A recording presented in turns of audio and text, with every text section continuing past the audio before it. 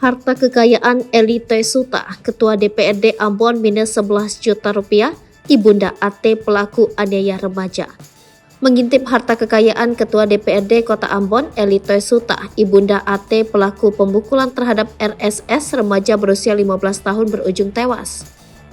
Eli Toisuta pun tak lepas dari sorotan publik setelah sang anak resmi ditetapkan sebagai tersangka. Eli Toisuta dilantik menjadi Ketua DPRD Kota Ambon setelah menang Pileg 2019 dengan perolehan suara 1.548.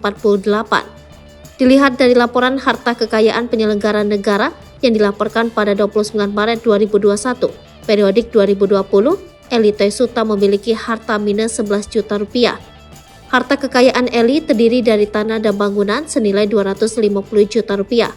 Sementara alat transportasi dan mesin berjumlah 14.500.000 rupiah. Eli Toisuta tercatat memiliki harta bergerak senilai 112 juta rupiah.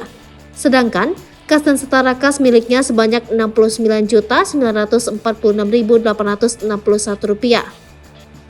Berikut rincian harta kekayaan Eli Toisuta. Tanah dan bangunan 250 juta rupiah. Tanah dan bangunan di Kota Ambon, warisan 250 juta rupiah. Alat transportasi dan mesin 14.500.000 rupiah. Motor Suzuki FL125 RCMD tahun 2010 hasil sendiri 4.500.000 rupiah.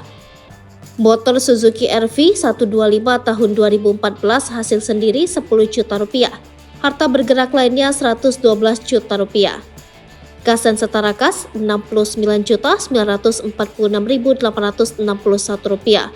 Subtotal Rp446.446.861. rupiah. Hutang Rp458.446.617. rupiah.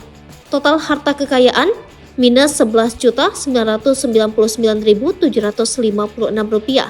Dengan memiliki hutang sebanyak Rp458.446.617. rupiah.